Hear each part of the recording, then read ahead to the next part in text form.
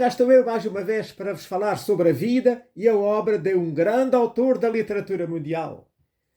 O meu nome é Sebastião Barata e hoje vou falar-vos de Carlos Ruiz Zafón, que foi um romancista e argumentista espanhol, nascido em Barcelona em 1964 e falecido em Los Angeles em 2020. Portanto, há pouco mais de 3 anos.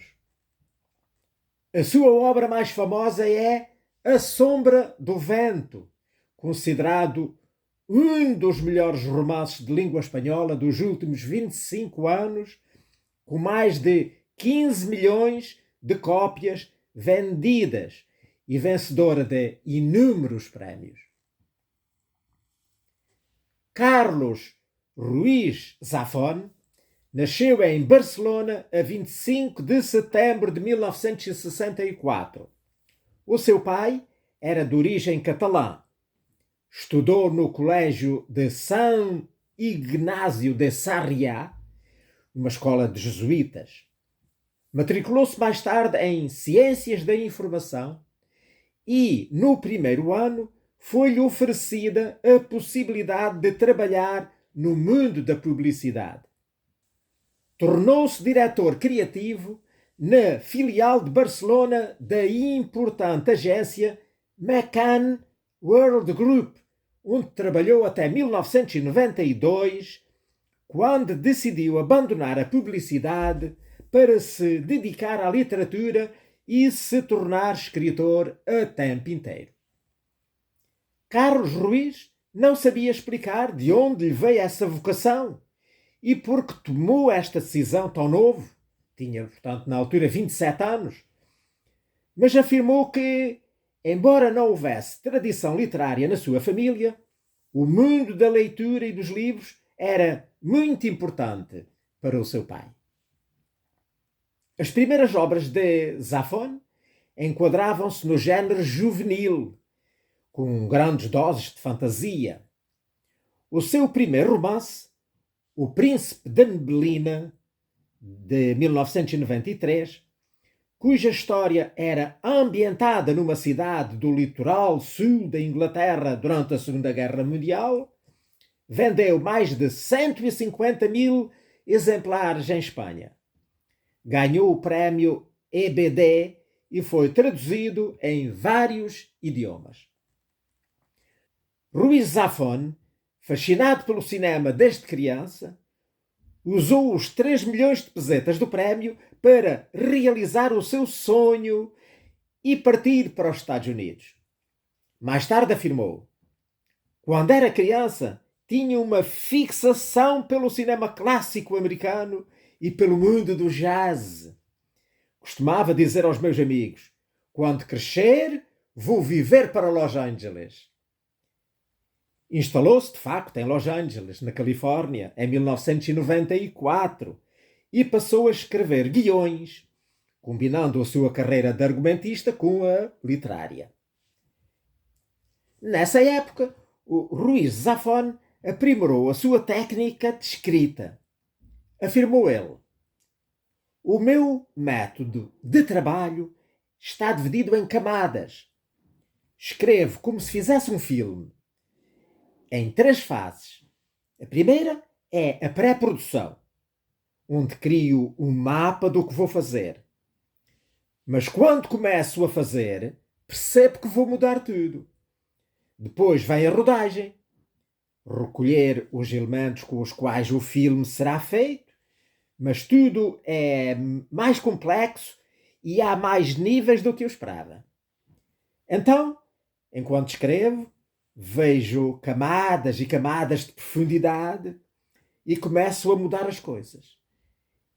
É quando começo a me perguntar: e se eu mudasse os fios, a linguagem, o estilo? E é aí que crio o truque, que vem a ser invisível para o leitor. O leitor tem de ler como água, tudo tem de lhe parecer fácil. Mas para que isso aconteça, muito trabalho tem de ser feito. Tal como o primeiro, os 3 romances seguintes foram dirigidos ao público jovem. Os 2 primeiros formam, juntamente com O Príncipe da Neblina, a Trilogia da Neblina, e são O Palácio da Meia-Noite, de 1994, cuja trama se passa em Calcutá, na década de 1930, e As Luzes de Setembro, de 1995, sobre um misterioso fabricante de brinquedos. Ora, eu estou a dizer os nomes só em português porque toda a obra do Zafón está traduzida em Portugal. E, realmente, a trilogia da Neblina está. Aqui está ela, e que eu já li há uma quantidade de anos, e até já não me lembro muito bem das histórias, mas que tenho aqui desde a altura em que ela saiu.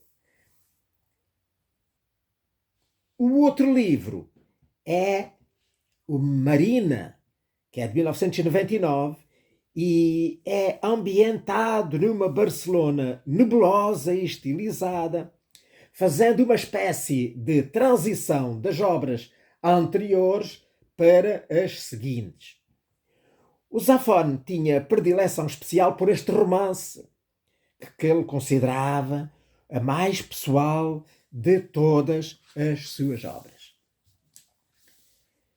Em 2000, Carlos Ruiz Zafón começou a escrever obras para adultos, e a primeira foi o romance A Sombra do Vento, de 2001, cuja trama é passada em Barcelona, no período que vai desde a Guerra Civil de Espanha até ao pós-guerra, portanto ao pós-Segunda Guerra Mundial. Com uma trágica história de amor como pano de fundo, aqui se encontram amalgamados, com grande força narrativa, o romance histórico, o terror, a intriga e o suspense. Eu, claro, que também tenho este livro, que é considerado a grande obra-prima do Zafón, e foi este que eu andei a ler esta semana, e que depois espero poder-vos falar ainda mais tarde, lá mais para o fim, dele mais em pormenor. O Ruiz Zafón submeteu o livro ao prémio Fernando Lara de Romance desse ano. Por insistência de um dos membros do júri, ele entrou na lista dos finalistas, mas depois não ganhou. O premiado, que foi um Largo Silêncio, da escritora Ángeles Caso, foi editado meses depois pela editora Planeta, com alguma relutância, tendo os baixos números de vendas dado razão, de facto, às razões da editora. Quanto ao A Sombra do Vento, embora as regras do prémio limitassem a obrigação de publicação à obra vencedora, a Planeta decidiu publicá-lo também, devido à qualidade do romance e ao sucesso com que abordava temas universais como o amor, o mistério ou a perda da inocência. Teve inicialmente uma introdução difícil e lenta em Espanha, tendo sido os leitores que, através de recomendações de amiga a amigo, o conseguiram transformar num fenómeno literário de sucesso. Foi então traduzido para 45 línguas e tornou-se um best-seller nos principais mercados editoriais do mundo, sendo uma das obras espanholas mais vendidas, com mais de 15 milhões de cópias em todo o mundo. Foi galardoado com inúmeros prémios, um dos quais em Portugal, o Prémio do Corrente de Escritas do ano de 2006. Apesar das inúmeras ofertas que recebeu, o Ruiz Zafón sempre se recusou a permitir que o romance fosse adaptado ao cinema.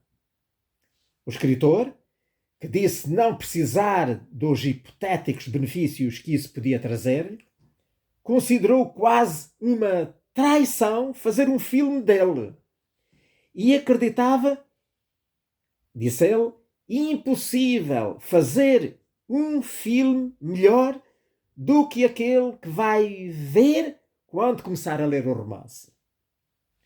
Então, seria redundante, irrelevante e totalmente desnecessário passá-lo ao cinema. A Sombra do Vento foi o primeiro da que viria a ser a tetralogia O Cemitério dos Livros Esquecidos. O romance seguinte, O Jogo do Anjo, publicado em 2008, foi lançado com uma campanha mediática inédita e conseguiu bater um recorde ao obter uma tiragem inicial de mais de 1 milhão de cópias. 10 dias após o aparecimento do livro, era a festa do São Jorge, lá na Catalunha, que era o dia 23 de abril, onde o Ruiz Zafón foi a estrela mais procurada no firmamento literário. Em frente da tenda montada para a sessão de autógrafos, preparada como se fosse o cemitério dos livros esquecidos, as filas superaram todas as expectativas. Centenas de pessoas esperaram durante horas para conseguir uma dedicatória autografada do autor. De acordo com dados fornecidos no final desse dia, 250 mil cópias tinham sido vendidas só nesse dia, lá na Catalunha. Portanto, cerca de 20 mil por hora. Ou seja, mais de 300 em cada segundo. É obra. Nessa altura, o Carlos Ruiz Zafón não descartou a hipótese de voltar a instalar-se em Espanha. Embora casado e a viver em Los Angeles, manteve um estúdio em Barcelona, ao lado da Catedral da Sagrada Família. No entanto, permaneceu para sempre lá na Califórnia, escrevendo à noite, de acordo com o seu hábito, rodeado pela sua coleção de estatuetas de dragões. Zafón continuou a construir a sua tetralogia, ambientada na Barcelona misteriosa e gótica, que vai desde a época da Revolução Industrial até aos anos do após-Guerra Civil de Espanha. O terceiro volume, que é o Prisioneiro do Céu, de 2011, foi descrito pelos editores como mais otimista e menos derrotista do que tinham sido os volumes anteriores. E cerca de 5 anos depois surgiu então o quarto livro da tetralogia, O Labirinto dos Espíritos, que saiu, portanto, em 2016, que teve uma tiragem inicial de 700 mil exemplares e foi descrita pelo autor como a pedra de encaixe do labirinto e o livro mais trabalhoso. E que ele, dizia ele, e que eu tinha sonhado há muitos anos.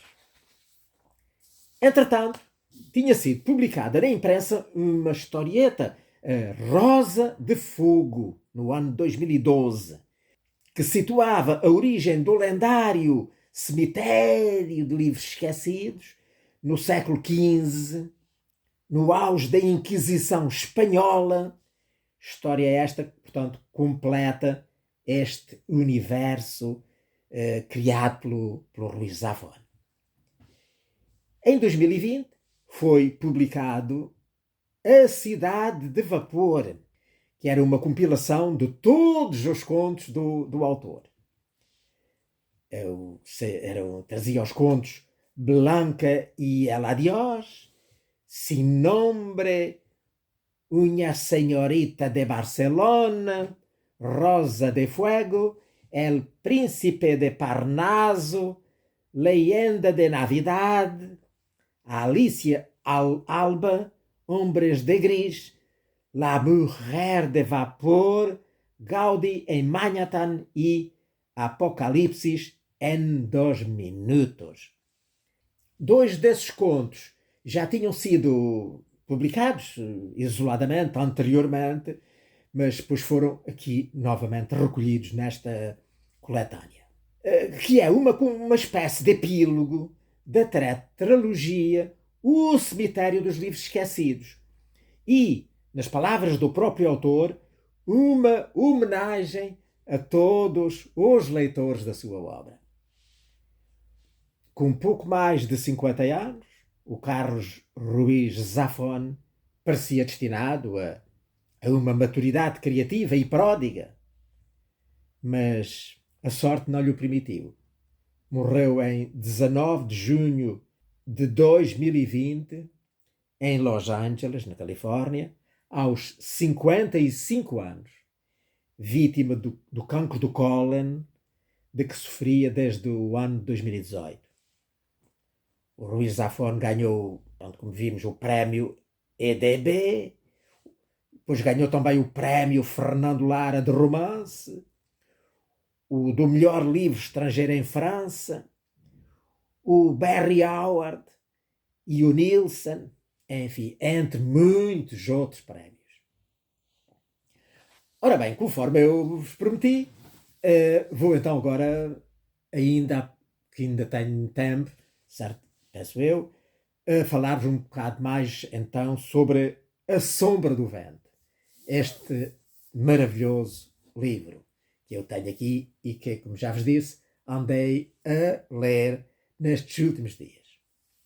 Então, A Sombra do Vento conta a história de Daniel Semper, que, na noite do seu 11º aniversário, é levado pelo pai a conhecer um local incrível, uma espécie de biblioteca de livros abandonados, chamada o Cemitério dos Livros Esquecidos.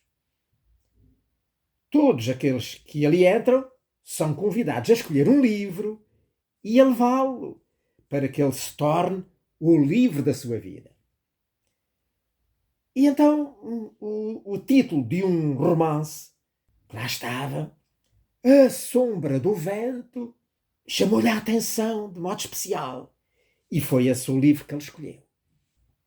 Ao lê-lo, ele apaixona-se imediatamente pelo seu autor, o Julian Carax, um desconhecido, e então vai fazer tudo para descobrir quem ele era, como foi a sua vida, o que lhe aconteceu a esse seu querido autor. Esta busca vai passar a ser a obsessão da sua vida. Ao longo da leitura, acompanhamos então depois a vida do Daniel e do Julian. E vamos descobrindo que as vidas de ambos, afinal, estão profundamente entrelaçadas. Embora distantes no tempo, não é? É uma leitura apaixonante, do início ao fim, que leva o leitor a sentir-se envolvido numa jornada incrível que envolve magia, mistério, loucura e não menos importante que isso, uma grande paixão pela literatura. Pela boca dos personagens que o jovem Daniel depois vai encontrando ao longo do seu caminho, vamos conhecendo fragmentos, aparentemente assim dispersos, do passado de Julian Carax. Como ele era uma criança muito pobre, mas que, inexplicavelmente, é protegido por um senhor muito rico que o põe a estudar num colégio caro, onde ele então é maltratado pelos colegas ricos que frequentavam o colégio.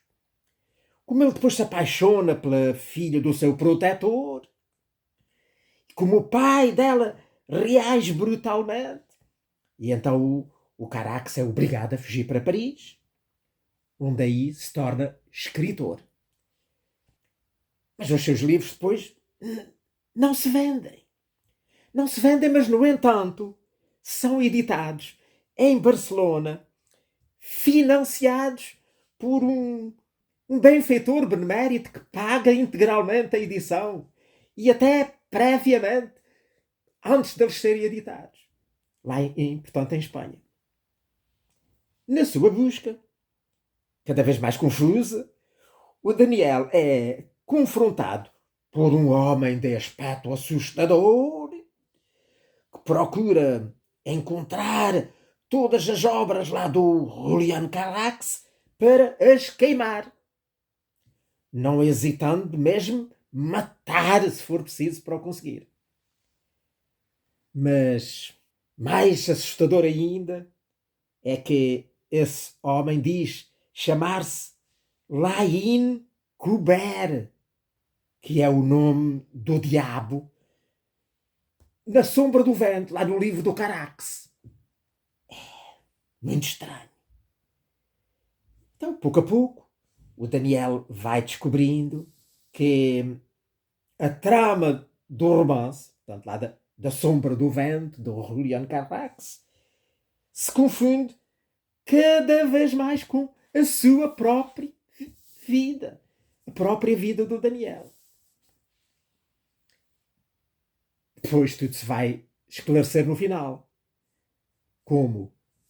Através de uma carta que é uma tal de Núria Monfort deixa ao Daniel.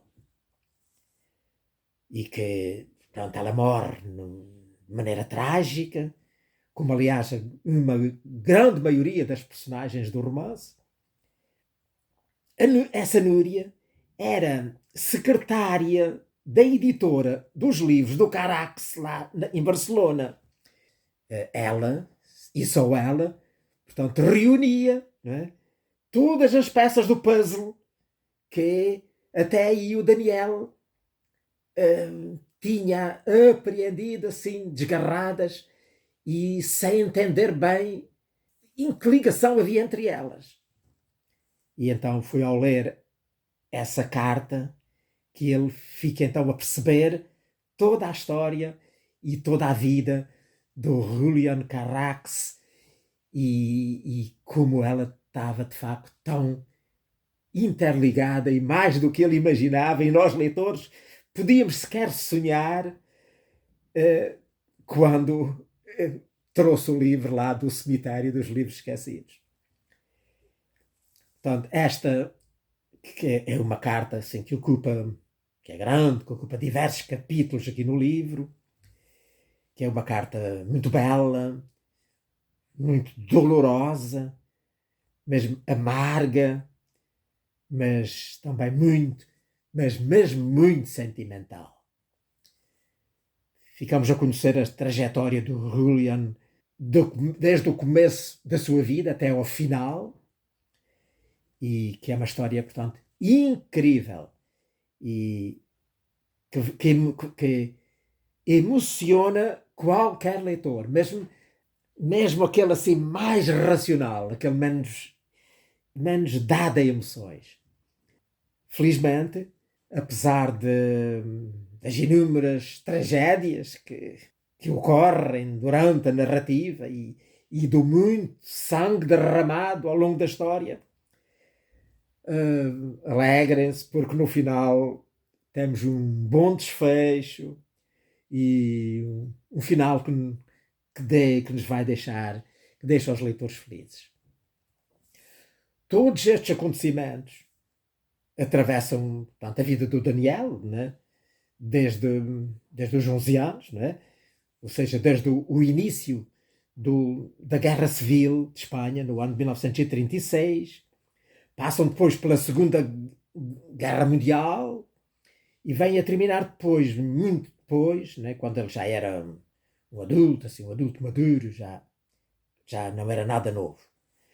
Decorrem depois todas num cenário maravilhoso, um belo cenário, o de Barcelona, uma cidade fantástica, digna de ser visitada, por onde nós passam personagens, ruas lá da cidade, os transportes, os meios de transporte, portanto, as praias, as casinhas simples, mas também os palácios, o comércio e muitos outros elementos, tudo descrito com um enorme realismo. Nós imaginamos que ao estar a ler, estamos mesmo a ver aqueles cenários e a sentir aqueles acontecimentos que o autor está a narrar.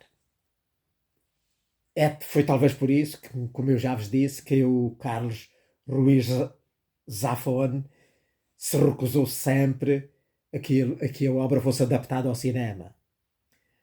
Alegava ele, portanto, como já vos disse, que não poderia haver um filme melhor do que ler o livro. E eu concordo mesmo com isso. O livro, estar a ler este livro, é muito melhor do que estar a ver um filme, o melhor filme que pudesse ser feito com ele. Porque é de facto uma história tão bem contada, tão bem narrada, com uma história tão bem desenvolvida, com os cenários tão bem construídos, com umas personagens tão claras, tão perfeitas, tão luminosas, que nós parece que estamos mesmo a ver tudo aquilo ao estar a ler o livro. Um outro ponto forte do livro é o aspecto histórico da obra, né? que acaba, na prática, por ser uma crítica à guerra, não só à guerra civil de Espanha, e à Segunda Guerra Mundial, mas à guerra, todos os tipos de guerra. Depois, uma crítica também à ascensão do fascismo, né? que resultou na época do Franco, em Espanha. E também de crítica ao pensamento retrógrado